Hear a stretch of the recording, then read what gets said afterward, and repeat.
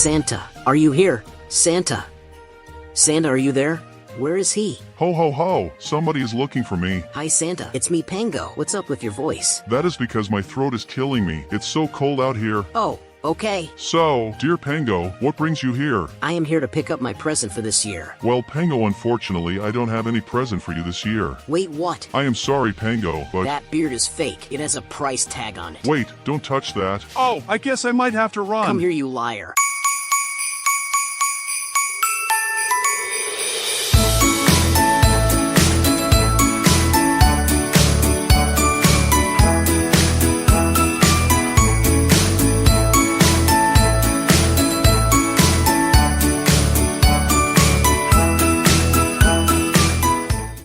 Ho ho ho, my friends, who was good this year? Get away from here. Sorry for that, friends, but as you saw, I had a recent trip to the North Pole. That's why I'm making this episode. It genuinely bothered me. Is Santa real? So I took my research skill in my wings and started the chase for clues. Some answers that I found are pretty shocking to say the least, but let's start from the beginning. Introducing the first episode of my holiday special. Is Santa real? And one more thing, could you be the good boy by chasing down that subscribe button? Origin of Santa Claus. Well, to uncover the mysteries surrounding Santa, we must first get to know him. Santa is often described as a fat old man in red and white clothes, with a hat on his head and the beard on his face, also a belt around his waist and sometimes with glasses. He lives on a North Pole, and there he has a fabric of elves that work for him making presents for all good children around the world. And on the Christmas he climbs into his big sleighs and straps his flying reindeers with the front one called Rudolph. Then the elves load the sleighs with presents, and Santa is ready for his mission. He picks up his paper to see who was bad and who was good, and then he flies into the snowy sky. First, I know you are all now emotional cause of this heartwarming story, or it's just me who is emotional here. Anyway, let's analyze the story of our bearded man here, and let's find and point out the holes in it. First, his appearance is nothing strange, but when it comes to the place he lives, then we start seeing a lot of holes there. First off, the average temperature on the North Pole is minus 40 degrees Celsius, and the same goes in Fahrenheit, so Santa must have some heaters below that jacket, or he would freeze to death along with his elves. Now when we are talking about elves, they are not real obviously. Maybe it was an error in the story. Maybe they are supposed to be little humans, but then again there's the problem that they would also freeze to death. Next thing are big sleighs. Well, they exist, but flying reindeers certainly don't. They are just somebody's imagination. Maybe someone saw a cloud that looked like a big sleigh with flying reindeers in front. Who knows? For now things are not looking good for Santa, that's for sure. Then we have a time issue. It doesn't matter how fast are his sleighs or flying reindeers, but he cannot fly over the whole world and visit every house on Earth in one night. And here's your proof. To just travel around the whole world with the fastest plane on Earth, it would take up to 5.5 hours, considering that Earth is 24,902 miles or 40,075 kilometers, and this plane's top speed is 4,520 miles per hour or 7,274 kilometers h. Well, even though that's pretty fast, the Santa probably doesn't have a hand on one of these, but let's say that his reindeers are faster than the fastest plane on Earth. Even then, he couldn't possibly visit every house in one night. Now you can say that time zones can play a big role there. Well, that can be the case, but let's say that Santa starts off from Japan. There were 62 million houses in 2018 there. In order for Santa to visit every house there and spend only 1 minute for each house, he would have to be there 1 million hours. I think that's longer than one night. So friends, for all of you who believe that Santa Claus is real, based on true evidence, he isn't. But there is something you need to know that I didn't mention until now. Santa Claus was based on a true story about Saint Nicholas, so not all hope is lost. Saint Nicholas was a Christian bishop of Greece. He lived in the 4th century according to the information that I could find. Saint Nicholas is famous for his deeds towards poor people.